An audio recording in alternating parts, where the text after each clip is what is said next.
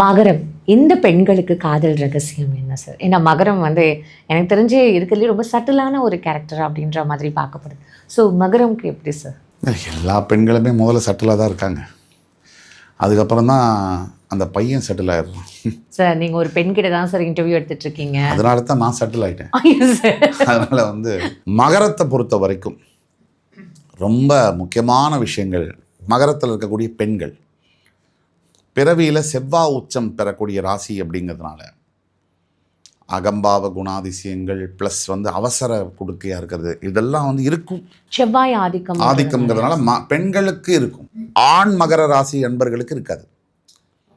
So பெண் மகரத்துக்கு என்ன பிரச்சனை அப்படின்னா, பெரும்பாலும் மருத்துவர்களாக இருக்காங்க, பெரும்பாலும் ஒரு டாமினேட்டிங் பொசிஷன்ஸில் இருக்காங்க, நல்ல சம்பாதிக்கக்கூடிய பதவியில் இருக்காங்க, ஸ்கில்டாக இருக்காங்க. மகரத்தில் இருக்கக்கூடிய பெண்களுக்கு திறமைகள் இருக்குது. எந்த இண்டஸ்ட்ரியில் இருந்தாலும் அதில் கொடி நாட்டக்கூடிய அளவில் திறமை, ரொம்ப ஹைலி ஸ்கில்டாக இருக்காங்க. அப்போ இந்த பெண்கள் ரொம்ப அட்ராக்டிவாக இருப்பாங்கல்ல சார்? கண்டிப்பாக மகரத்தில் இருக்கக்கூடிய பெண்கள் அட்ராக்டிவாக தான் இருப்பாங்க. காரணம் அவங்களுடைய அழகுனால இல்லை, திறமையினாலையும் தன்னுடைய குணாதிசயத்தினால மகரத்தில் இருக்கக்கூடிய பெண்கள் கண்டிப்பாக அடுத்த ராசிக்காரங்களை அட்ராக்ட் பண்ணுவாங்க. மகரத்தில் இருக்கக்கூடிய பெண்களுக்கு என்ன பிரச்சனை அப்படின்னா, நிறைய தாங்கக்கூடிய சக்தி இருக்குது, நிறைய தாங்கிறது. ஹஸ்பண்ட் டார்ச்சர், லவ்வருடைய சைக்கோத்தனம், அது இது எல்லாத்தையும் தாங்கி கடைசியாக ஒரு பாயிண்ட்டு இவங்க வெறுக்கிற நிலைமைக்கு ஆளாயிடுறாங்க. பாசிட்டிவிட்டியில் என்னென்னா, கெரியர் பக்கம் நீங்கள் எடுத்திங்கன்னா உச்சக்கட்ட வெற்றி. பெண்கள் மகரத்தில் ஒரு 90% ஆஃப் த பெண்கள் நம்பர் 1, அவங்க இருக்கக்கூடிய இடத்துல நம்பர் 1 பொசிஷனை ரீச் பண்ணுறாங்க, அவங்க தான் இருப்பாங்க. அது பாசிட்டிவில்.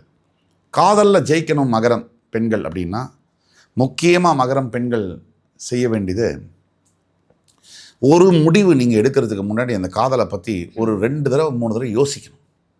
முதல் காதல் என்பது மகரத்துக்கு சக்ஸஸ்ஃபுல்லாக ஆகிறது ரொம்ப கஷ்டம், ரேர். 2வது காதல் தான் இதுவாகுது. அதே மாதிரி சில பேருக்கு முதல் திருமணமே கூட தோற்று போயிடுது.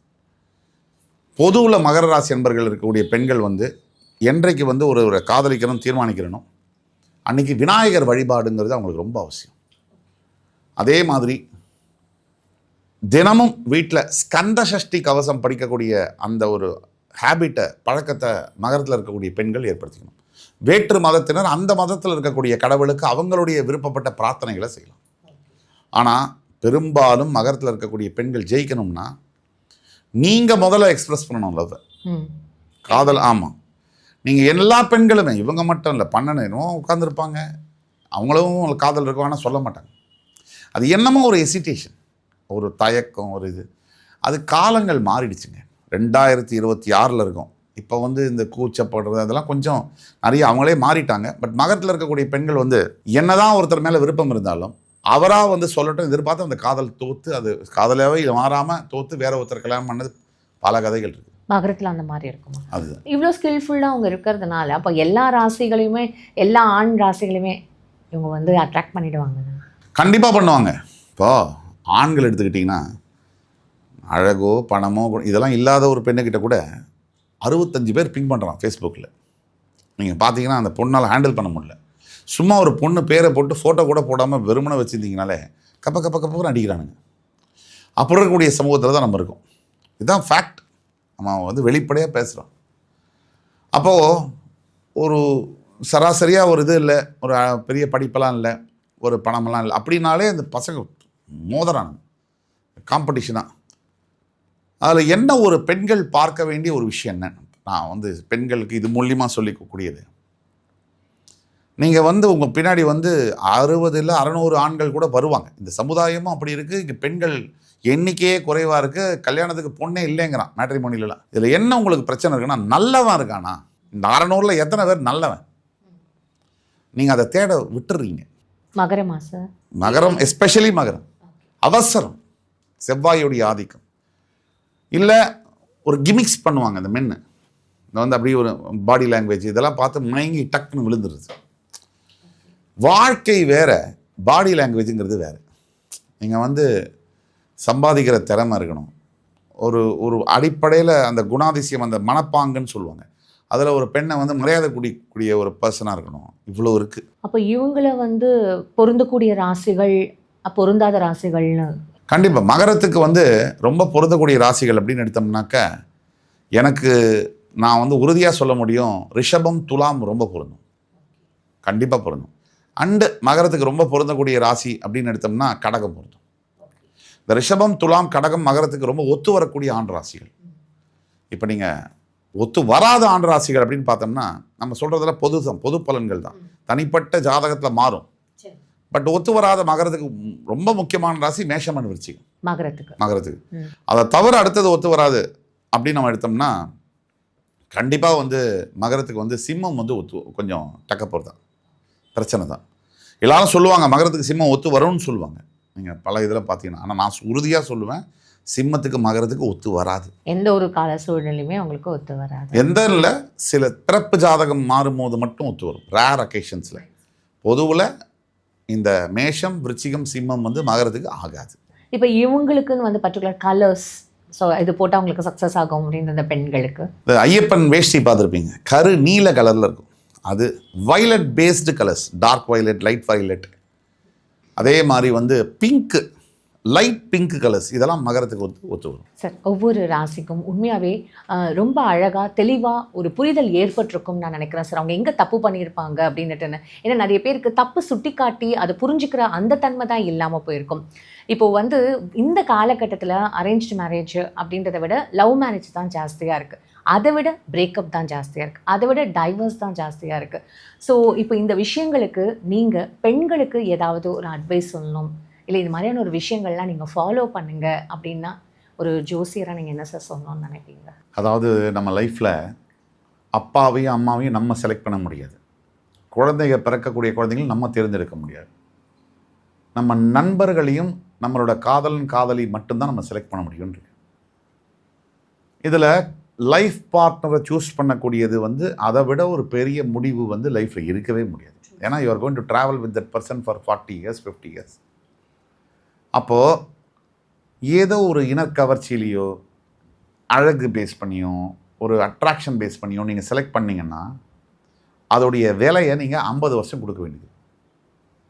நீங்கள் செய்கிற 5 நிமிஷம் தவறுனால அதோடைய ப்ரைஸ் வந்து அடுத்து வாழக்கூடிய 40 to 50 வருஷம். அப்படி இல்லை நடுவில் பிரேக்கப் பண்ணி அதுக்கும் ஒரு ப்ரைஸ் உண்டு, என்டையர் லைஃப்.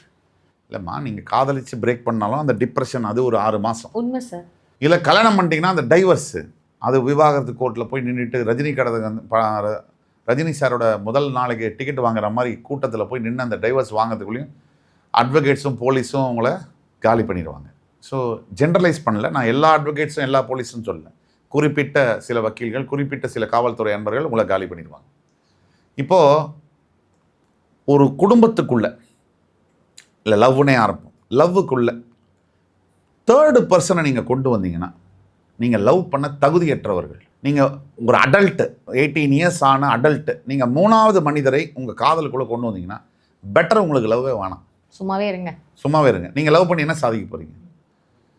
எப்போ கொண்டு வரணும், எவ்வளவு கொண்டு வரணும், இந்த கேள்விக்கு ரொம்ப நமக்கு குழப்பமும் முடியாத நிலைமையும் இருக்குது. அப்போ பெற்ற தாய் தந்தையர்கிட்ட கேட்கணும், ஆனால் அதை முடிவாக எடுக்கக்கூடாது, உங்களுடைய சுய முடிவு இருக்கணும். அவங்க சொன்னது முடிவாக இருக்கலாம், இல்லை உங்களுடைய இதுவாக இருக்கலாம். ஆனால் உங்களுடைய நெருக்கமானவங்க இருப்பாங்க லைஃப்பில், பிரதரோ சிஸ்டரோ அப்பாவோ அம்மா, இந்த சைக்கிளுக்கு விட்பட்டு ஃப்ரெண்ட்ஸுக்கிட்ட போய் பெண்கள் வந்து பெண்களுக்கான நிகழ்ச்சிங்கிறதுனால சொல்கிறேன். இன்னைக்கு உள்ள பெண் நண்பர்கள் எப்படி இருக்காங்க, நான் யாரையும் பழி சொல்லலை, அகைன் நெகட்டிவாக பேசுகிறேன்னு நினைக்காதீங்க. லவ் பண்ணாத பெண் ஒரு 5-6 ஃப்ரெண்ட்ஸ் இருக்காங்க, லவ்வே பண்ணாத ஒரு பெண் இருந்தானா அந்த பெண் அங்கே ஃப்ரெண்ட்ஸ் குரூப்பில் இருக்க முடியாது. இந்த 5 பேர் என்ன சொல்லுவாங்க, வேஸ்டடியவ, நமக்கெல்லாம் பாய் ஃப்ரெண்ட்ஸ் இருக்குது, அவளுக்கு ஒன்றுமே இல்லைன்னு அந்த பொண்ணையும் மாற்றி விட்டுறேன். சரி, லவ் பண்ணா அப்படின்னா இந்த ஃப்ரெண்ட்ஸுக்கிட்ட போய் ஒவ்வொரு நாளும் ஒப்பிக்கிறது, ஏன் இன்னைக்கு இது நடந்துச்சு, இன்னைக்கு இது பண்ணேன், இன்னைக்கு இது செஞ்சேன், இதுக்கு பண்ணேன். இதை ஃப்ரெண்ட்ஸுக்கு பதிலாக அப்பா அம்மாட்ட ஒப்பிக்கிறது நல்லது. ஷேரிங்ன்ற மாதிரி அது ஷேரிங் கிடையாது. என்ன நடக்குதுன்னா இந்த மற்ற பெண்களுக்குள்ள அறிவு ஞானம் அவங்களுடைய அனுபவத்துக்கு ஏற்ற மாதிரி அட்வைஸ் கொடுப்பாங்க. இப்படி கேள்றி அவன்கிட்ட, இதை சொல்கிறீ அவன்கிட்ட, இதை பண்ணாதரி, நீ பார்க்காத அவனை, நீ பேசாத, இப்படி சொல்லி அந்த லைஃபையே டேமேஜ் பண்ணிடுறாங்க. ஒட்டுமொத்த பெண்களுக்குன்னு சொல்ல மாட்டேன், ஒரு கணிசமான அளவு 75% பெண்களுக்கு ஆண்கள் மேலே நல்ல ஒப்பீனியன் இல்லை. மாறிடுச்சு சார். இல்லை நான் சொல்கிறேன், ஆண்கள் மேலே நல்ல ஒப்பீனியன் இல்லை. அதுக்கு காரணம் உண்மையும் கூட, ஆண்களுடைய நடவடிக்கையும் கூட கடந்த காலத்தில். ஆனால் ஒரு விஷயத்தை நீங்கள் புரிஞ்சுக்கணும், 1950களில் 1950s and 60s and 70s ஆண்கள் ஹஸ்பண்ட்ஸ் எப்படி இருந்தாங்க? ஏய் நில்லு, எழுந்துரு, உக்காரு. அப்போ டைவர்ஸ் கம்மி. ஆனால் இன்னைக்கு 1990, 2000, 2010s ஹஸ்பண்ட்ஸ் எல்லாம் எப்படி இருக்காங்க? மாலில் வந்து கூடையை தள்ளிட்டு போகிறான், 2 குழந்தைய தூக்கிட்டு இருக்கிறான், பேகை போகிறான், சம்பாதிக்கிறான், ஏடிஎம் மாதிரி பண்ணுறான்.